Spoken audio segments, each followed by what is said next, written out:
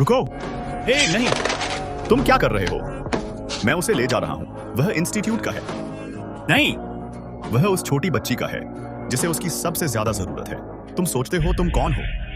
मैं हूं Mikhail Andreyevich ब्लिनोव और तुम झूठे हो।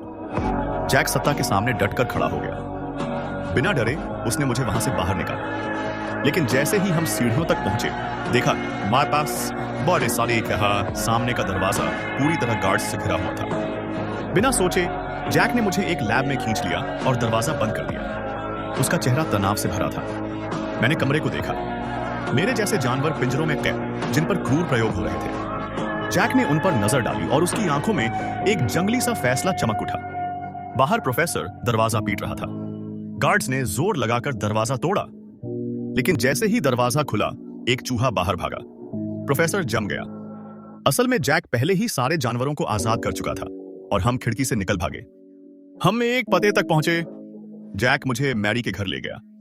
30 साल की तड़प और अब जवाब मिलने का समय था। दिल इतनी तेजी से धड़क रहा था कि सांस लेना मुश्किल हो गया। घर के बाहर एक आकृति दिखी।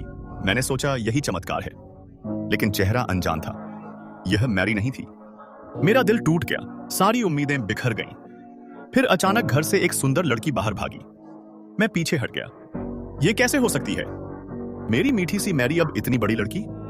वह बोली, मैं हूं पॉली, मैं ही मैरी हूं। लेकिन मेरा दिल डर रहा था। मैंने जैक से कहा, हमें निकलना होगा। तभी उसने गाना शुरू किया, वही गाना जो मैरी बचपन में मुझे गुनगुनाती थी। वो याद सिर्फ हमारी थी। मेरी आंखें ठहर गईं। तभी मुझे यकीन हो गया, वो सच में मेरी मैरी थी। मैं रो पड़ा। मेरे पंख कांपने लगे और मैं उड़कर उसकी बाहों में चला गया। मैं कोई ऐसा परिंदा नहीं हूं जो रोता हो, लेकिन उस पल मेरा दिल टूट रहा था। 30 साल मैंने सिर्फ एक वादा निभाने में गुजारे थे। मैं लौट कर आऊंगा, चाहे टूटे पंखों के साथ ही क्यों ना। मैं आधा देश पार कर उसके पास आया, सिर्फ उसकी बाहों में ठहरने के लिए। लेकिन इसके पीछे इतना दर्द था जिसे कोई नहीं जानता। सबसे गहरी चोट तब लगी थी जब उन्होंने मेरे पंख नोचकर छीन लिए थे। उस वक्त मैंने सिर्फ उड़ने की ताकत नहीं खोई थी, मैंने इंसानों पर आखिरी भरोसा भी खो दिया था। फिर भी छोड़कर जाने, इस्तेमाल होने और टूटकर बिखर जाने के बाद भी मैंने कभी हार नहीं मानी, क्योंकि मेरे पास था सिर्फ एक चीज, सबसे पवित्र प्यार।